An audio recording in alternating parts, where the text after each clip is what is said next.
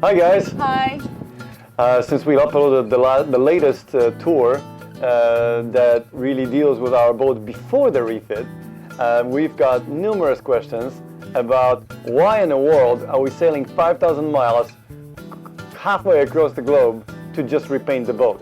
Exactly. So today we're gonna answer why Poland.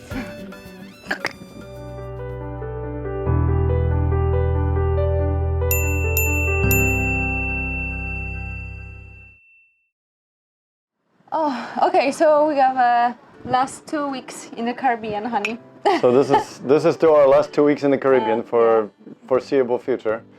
We are sailing 5,000 miles, or almost over 9,000 kilometers, from St. Martin directly to Gdańsk in Poland. And just about everybody asked us, why in the world are you going so far to repaint the boat? Well, there's a few different reasons, and we're satisfying them all by going to Poland. So let's start with the... I don't know. With the boat ones or with the personal ones? Yeah, Which so one should we start with? There are two different categories: personal reasons and the boat reasons. So which one should we start with, honey? Because this is the sailing channel. You are here because you want to hear more about the boat life. So let's start with boat life. So first and foremost, the boat has not been painted with anti-fouling, which is the bottom paint that prevents the growth of algae and all kinds of other living things that basically stop the boat in its tracks eventually. That hasn't been painted in 5 years, which is absolute record to my knowledge with an ablative paint. Ablative paint is meant for like 2-3 seasons, absolutely tops, and we've got 5 years out of it. I'm not even saying which name of the company it is, but it's awesome. And we did a really good job apparently painting it in 2016. In any case, it's been 5 years, it's over, it's done. 80% of the boat is still kind of black, but things are starting to grow fairly fast, and we've got numerous areas where there is absolutely no paint anymore. So those obviously grow really quick. So that's gotta go. But just to repaint the boat, it would make absolutely no sense to go 5,000 miles. But since, I don't know, some of you may remember the refit we've done in 2015, we literally rebuilt the boat. Well, we didn't get 100% everything right. There's few things that kept annoying us for the last 5-6 years. One thing that's going to happen is that we're going to move the anchor mechanism and the whole anchor thing, and we're going to create it, and we're going to build a whole new thing on the center bow, just as if it was any other monohull. Right now, it's kind of a contraption that somewhat worked. Okay. Yeah, now, why Poland? Yeah. There's other numerous things that we're going to do. So there's basically a long list that requires good workmanship, some help of the designers, construction, money as well. Of course. And well, I don't want to say we found it all in Poland, but to an extent, yes. Poland, to many of you, hey, thank you. That's really nice. It's fine. To many of you, it may not be so obvious, but Poland supposedly is the second biggest manufacturer of sailboats in the world, yachts. I'm not sure if it contains. I guess that includes motorboats, right? Yeah, but the first on the list in European Union. Yeah, 60% of all the yachting. Yeah, Poland is number one manufacturer of boats in the EU, and guess what? There is no close second. That second is far, far, far behind. I mean, the Poland creates 60% of all the output. So this is kind of amazing. It actually amazed us too. We knew there was a lot of boats being made in Poland, but we had no idea to what extent that goes. So yes, so there is a lot of know-how, a lot of skilled labor, a lot of expertise in Poland that literally is hard to find anywhere else. And all that is at very reasonable rates, because if you go any Western European country or US, thank you, or US, you will pay multiple amount in let's say per hour rates in any given specialty. So, and also there is the infrastructure. Because so many boats are being made, there's plenty of shipyards, plenty of equipment, and all that put together creates a very, very attractive place to go to in order to do something more major with a boat than just repainting something. Speaking of boat, means that we are planning we want to explore the world with our boat further. We're planning to go to Pacific, and yeah, the list of the repairs is really long, so we couldn't stay here. Of course, the plan B or C or D was that we're gonna stay here and do all of it here. But yeah, so we needed just to go to Poland, and according to the fact that it's much more cheaper and the quality is really high.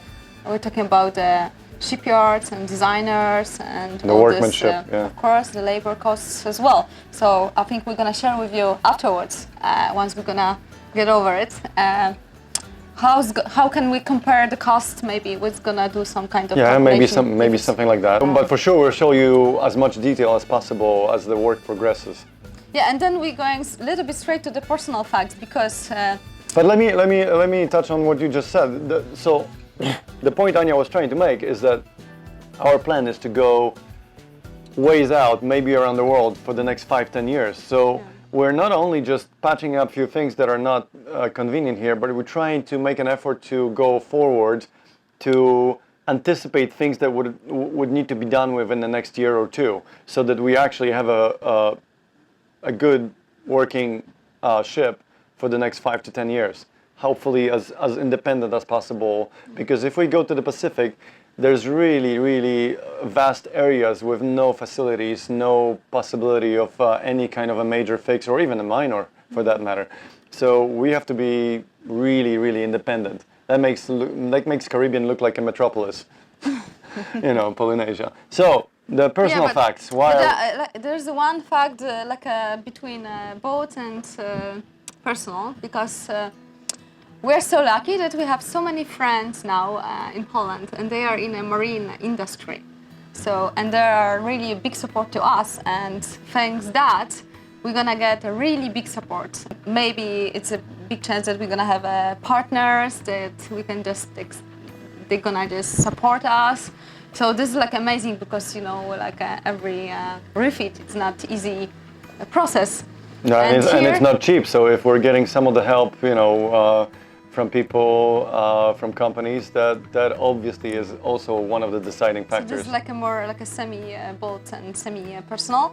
But the personal is that since COVID started, and even more, we haven't seen our families. And we haven't seen your mom for 1.5 years. Yes, my parents more than a year.